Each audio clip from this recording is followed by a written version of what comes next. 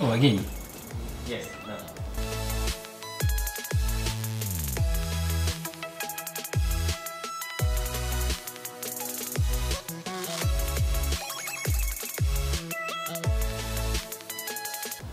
Hi guys, welcome to 24-bit, and today we want to talk about video on demand services. And you know, the usual suspects. I'm Nick Kanali. I'm Emmanuel Chanze. Kaluka Wanjala. Yes, and yes, before we forget, we're at Legibra, and you can check them out at Legibra, www.legibra.com, to just learn about what they do. But just to give you a brief, they do a lot of web hosting, web design, domain hosting. So if you're looking into getting any of these services, just go to www.legibra.com and talk to them. So guys, I want to talk about video on demand services. I mean, sub-Saharan economies like Kenya and other countries have seen so much internet and smartphone penetration, and this has basically seen the rise into video demand services. And we've seen brands like Netflix, iFlix, Showmax, what else? Kwese, Viusasa coming into Kenya. And what they basically want to do is tap into the, how do I call it? Like, they want Kenyans to consume content on their smartphone. Yeah. So let's talk about this. Like, if you have to tell a layman what is VOD, how would you explain to them?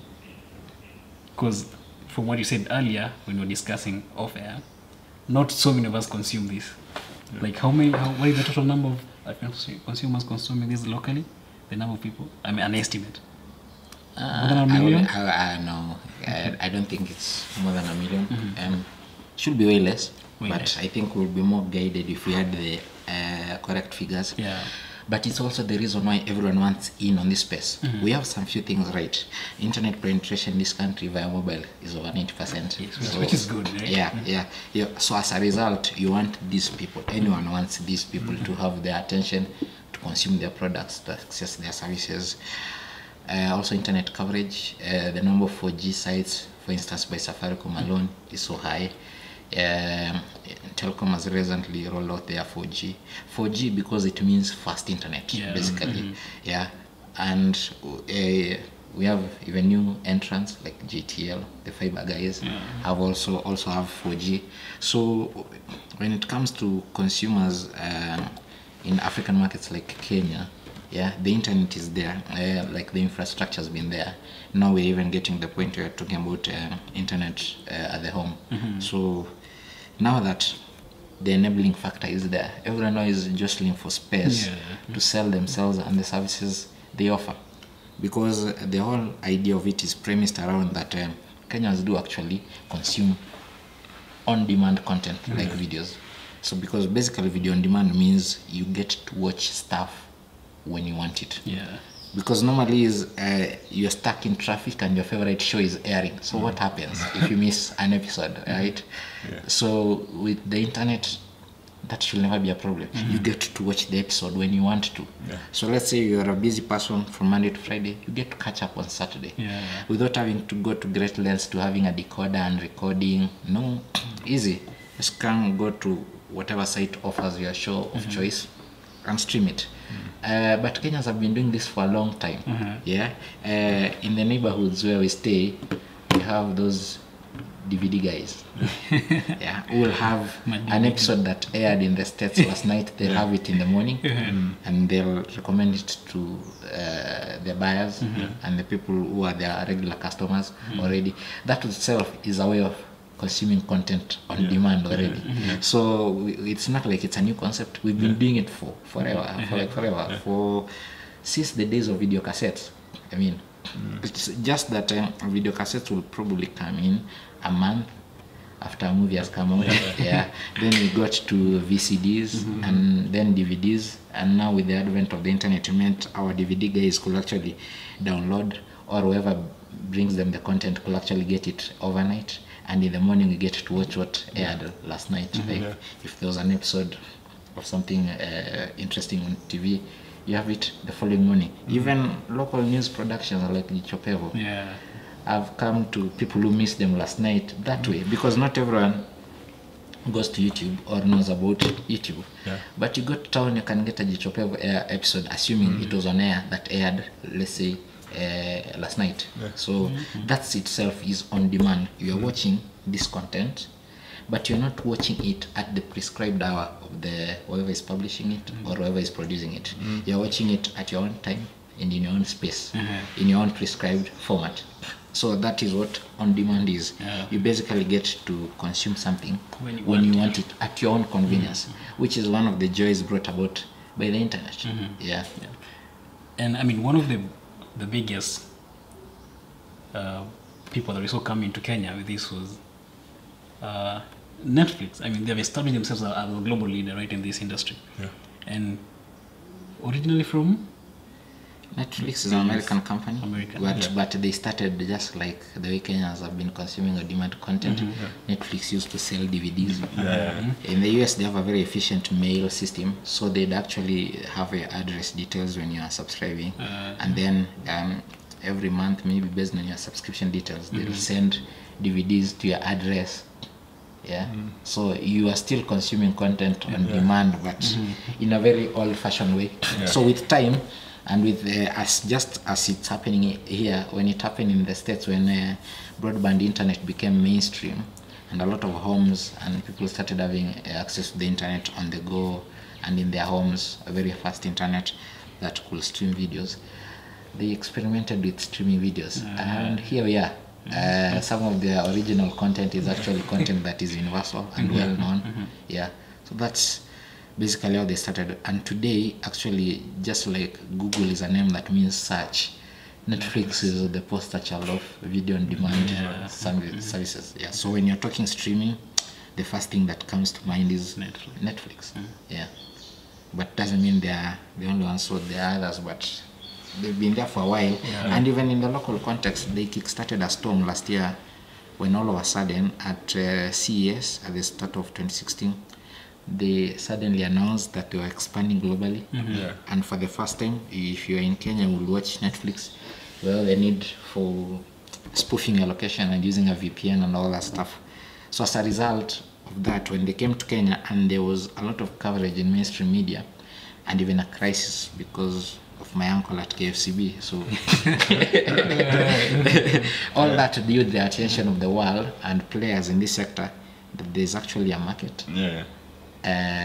Where that is worth exploring. That's why now we've seen an influx of all these other players. You've talked about even now local players are getting to the game because Netflix simply showed that one, the users were aware that such services existed. Two, there were need for such services because people were still watching House of Cards as much as we didn't have internet in our homes. So people moved in to occupy the space where there was an opportunity. I mean, speaking of local companies, let's talk about local companies at this moment. But let's talk about Netflix first. I mean, how have they established themselves in the market? How has been the reception for them? Is it good? Locally or internationally? Locally, I mean, let's talk locally. Locally, I think people are consuming, because for me, for Netflix, I think the original content is what pushes their name to the people.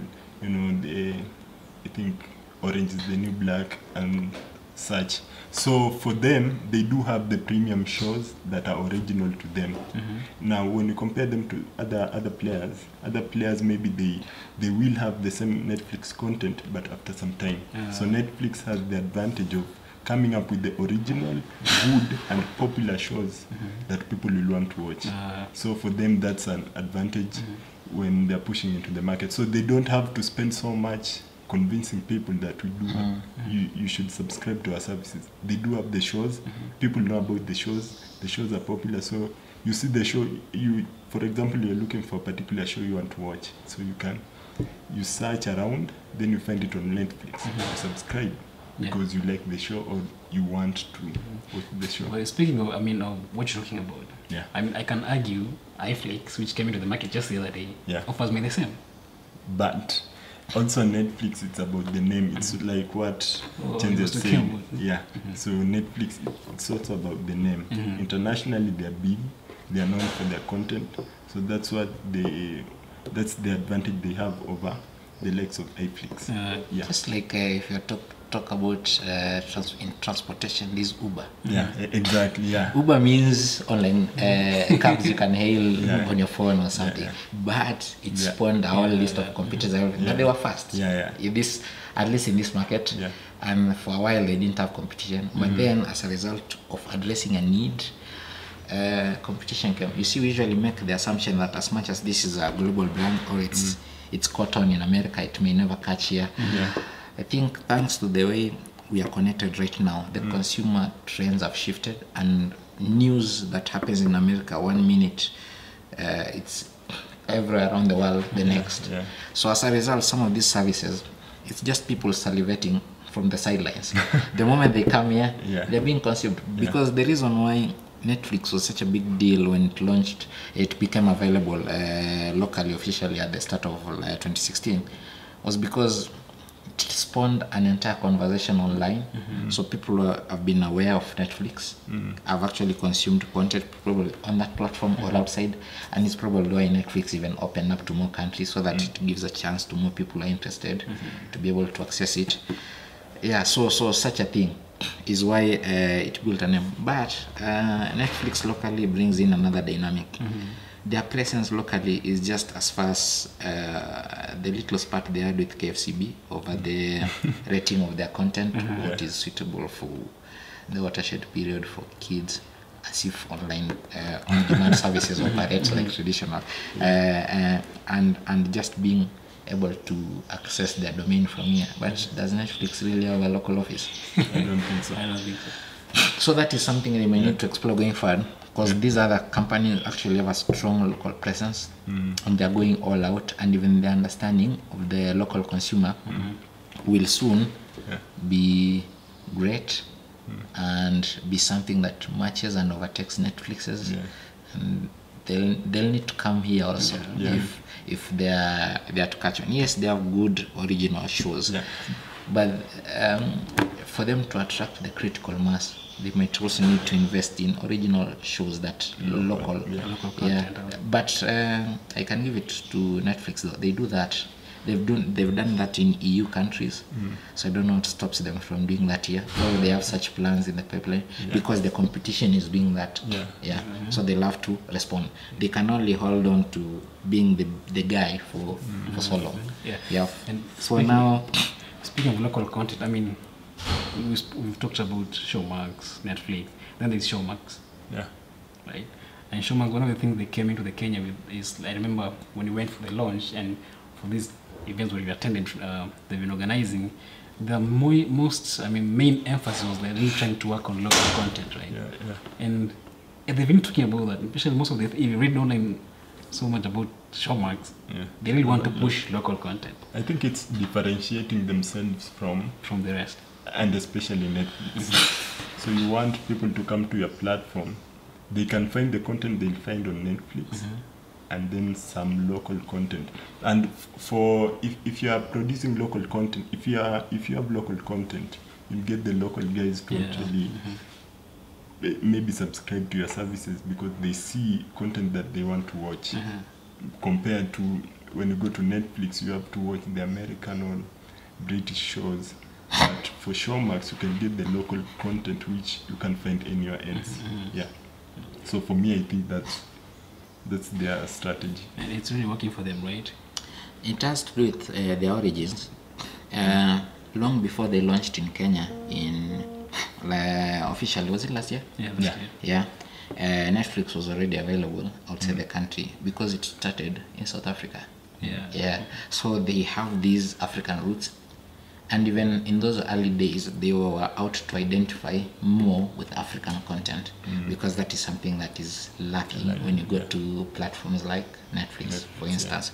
So one, there's the roots, where Showmax is basically an African brand that only just went global a few months back when they, sometime start of this year or late last year when they... Start of this year, when they started in Poland and some other markets, you see. So one, there's the roots, it's rooted in Africa. Two, there's the content. It wants to differentiate based on the content. So a lot of African content, you can go there, find reels of Conwale, and all that. Actually, it's Showmax that got me to start watching that. Despite that having been on YouTube for so long, I never gave it that much attention, or even on TV. But went to Showmax and it was there and it was brilliant. Started consuming it. But the same, because we've had similar services in elsewhere, like in Nigeria they have Iroko. Yeah. So there's the identity bit, and that is a good sell. Then they're not just trying to differentiate themselves with the content, but also with the mode of payment. Because yes, Netflix was available from January 2016 here. But how many Kenyans use credit cards? And how many Kenyans are confident enough to use their debit cards online? So there's that bit, because you need a card for you to subscribe to Netflix. So Showmax saw that, simplify the whole process. So in Kenya they've partnered with Safaricom, so you just pay via M-Pesa, and even have offers like come join right now, we get 3 months for just 50 and all that. But the whole point is being able to pay is easier. So you have no reason why, if you're interested in consuming the content, you can't claim there's a barrier. M-Pesa is a widely used service in the country. So it's there, use it. So something like that.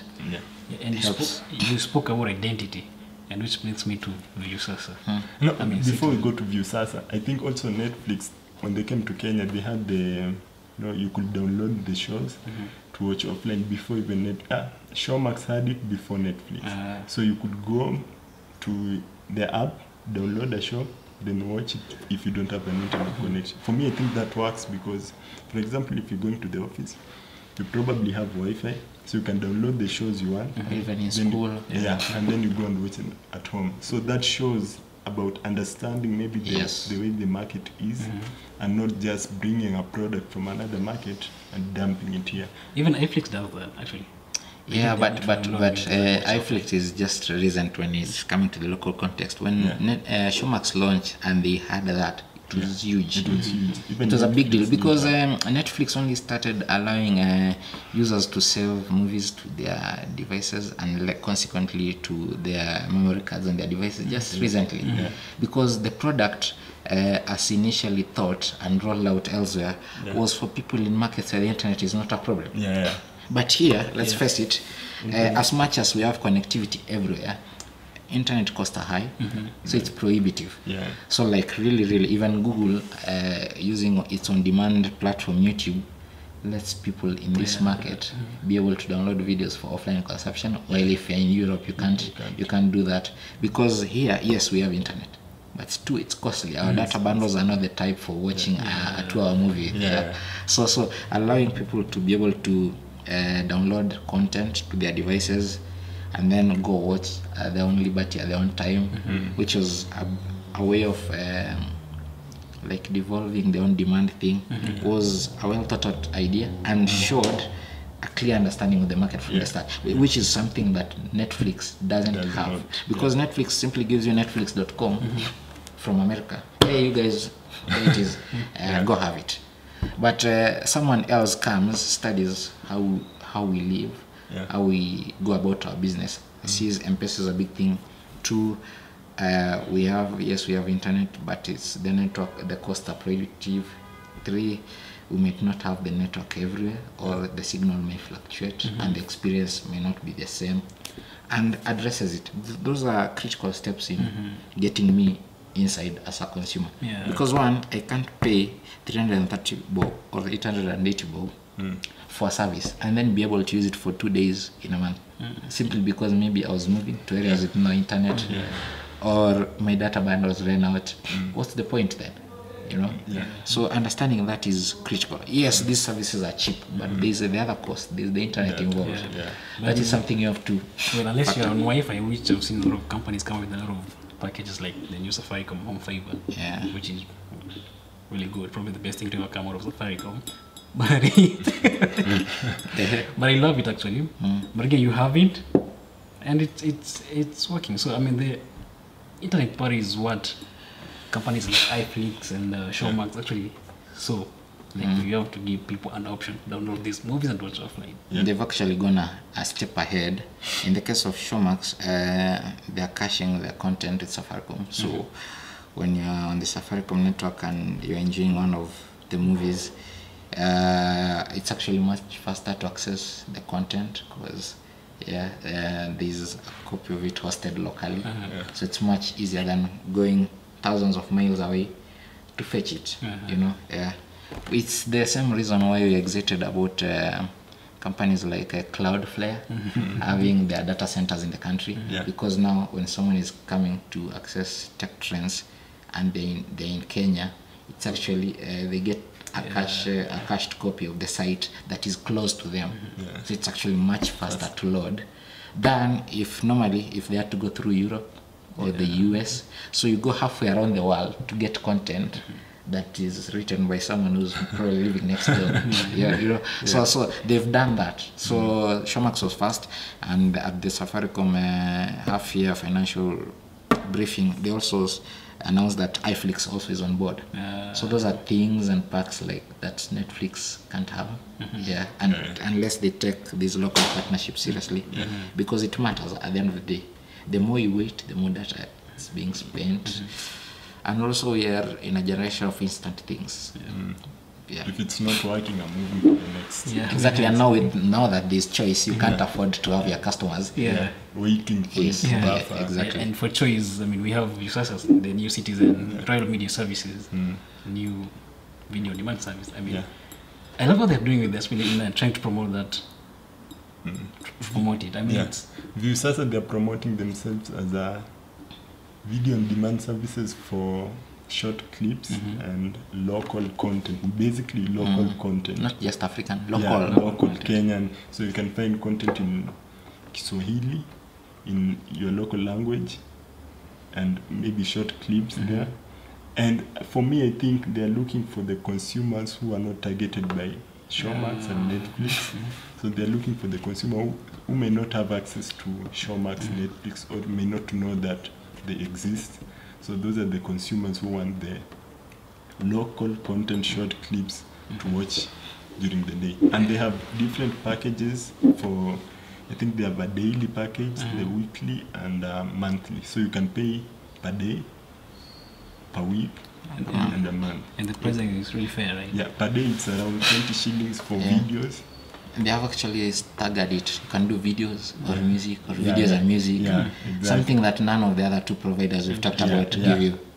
Because you can't go to Netflix and tell them, hey, I just want for today. And by the way, thanks to doing that, they've even given other people the light. On StarTimes, you can also subscribe for a day. So because actually the likes of StarTimes is and how they are putting out their offerings, they are pretty much just on the edge of on-demand content. So it's an interesting approach. I think it's about understanding the consumer. Exactly, because it's pointless for me to pay a monthly subscription when I only stay in the house maybe on Sunday. So all these other days, what am I paying for? So let me pay on Sunday. On Sundays only, I can access that content up front. So it makes sense to actually, for you to subscribe to the service because you are using it actively instead of paying for something you're not using. I mean, all of them, Kwese, I'll forget Kwese, we'll talk about Kwese later, but Netflix, iFlix, they're really trying. And I remember when Kwese came into Kenya, I think they've actually done zero when it comes to marketing. Actually, I've started just seeing their adverts recently on TV. But they're one of the providers. Actually, we are seeing that coming up in Africa. Have you interacted with Kwese before? I usually watch my Premier League matches on Saturday on Kwese TV because it's free and it's exactly what I'm looking for. But as far as their online strategy goes, well, I'll wait to see how far they can go with it. They need to be more aggressive though. But and it's coming at the right time because they spent an entire year just being out there giving us free access to at least a Premier League match every weekend. So by now, since it's a free-to-air, Kwese TV, Kwese Free Sport has been a free-to-air station, a huge chunk of Kenyans who have access to television sets know what Kwese is. So the next step is selling to them Kwese content and telling them, please subscribe. That shouldn't be hard. So let me see how they convert. Because right now, Kwese as the name, they might not have advertised on TV that much. Because there was no need. Premier League's like the biggest, most followed thing on Kenyan TV any weekend. I'm here right now on a weekend because there's no Premier League game on TV. So they've had a whole year of marketing themselves. So Kwese is a name that is known already. So they just need to push a little extra. And because other people have already experimented with Kenyans accessing VOD content and paying for it, they don't need to do so much convincing because they are targeting exactly the same people that everyone else is targeting. They now need to tell us what differentiates them, and we'll come. I mean, of course, we agree that one of the reasons why these companies are really coming into Kenya is because of the internet penetration, right? It's actually very, very good. It's good, right? Mobile, mobile, and we're very no one loves talking about Zuku. They have a very bad customer. But Zuku is one of the internet service providers that we have locally. Then there's the new Safaricom Home Fiber. What we say about that, by the way, about Safaricom Home Fiber? I use it. It's the best thing that ever happened to me. You dumped Zuku for them, right?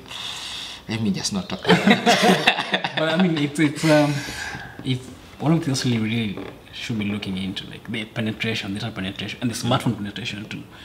Earlier on, we were talking about smartphones and how cheap they're getting it every day, and how it's easy for us to access this content on our smartphones or tablets. So I mean, it's a good maybe conversation should we pick up someday, but I don't know. Still because you can't talk about video on demand content without factoring where the internet is coming in from. Safaricom Fiber just needs to get to at least the vicinity of most Kenyans. Right now it's restricted to at most 11 towns, and they're almost approaching the 100,000 home mark. So they're doing well, but they need to aggressively roll out because the market is there. The package is good, at least so far. Based on my usage, I haven't had issues with it, and I hope it continues this way because we know someone else who started out so well and then disappointed all of us, broke our hearts.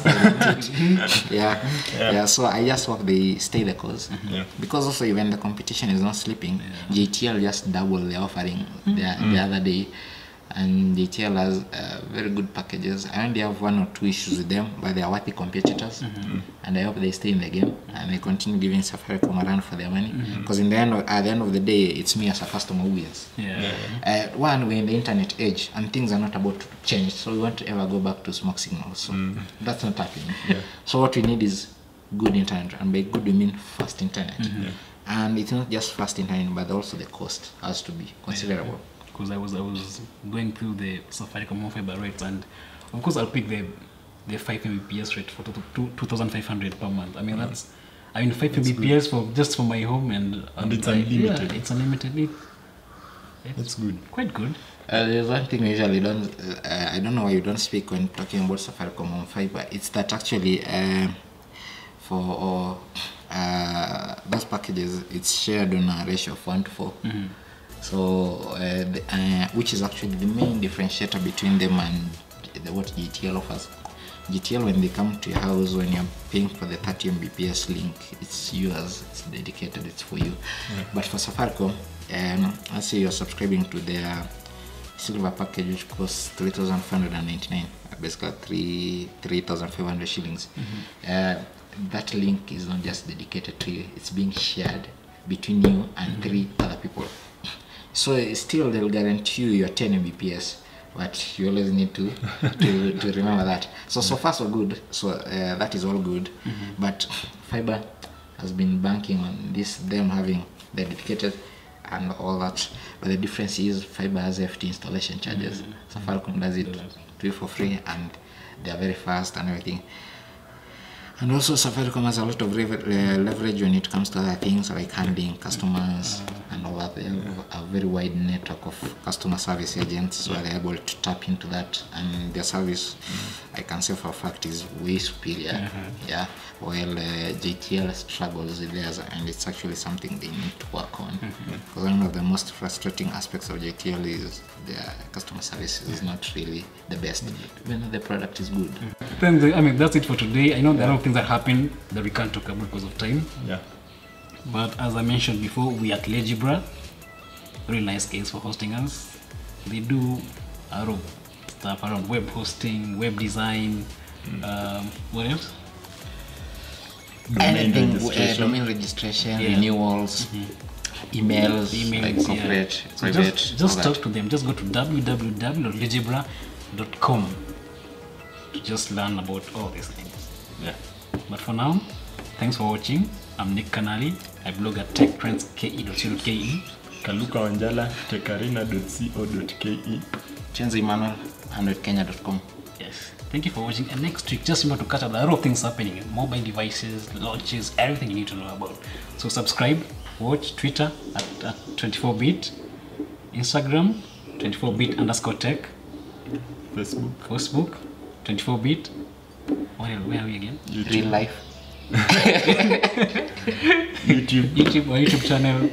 24bit. Subscribe and share. No, we are not on Snapchat. Yeah. Thanks guys for watching.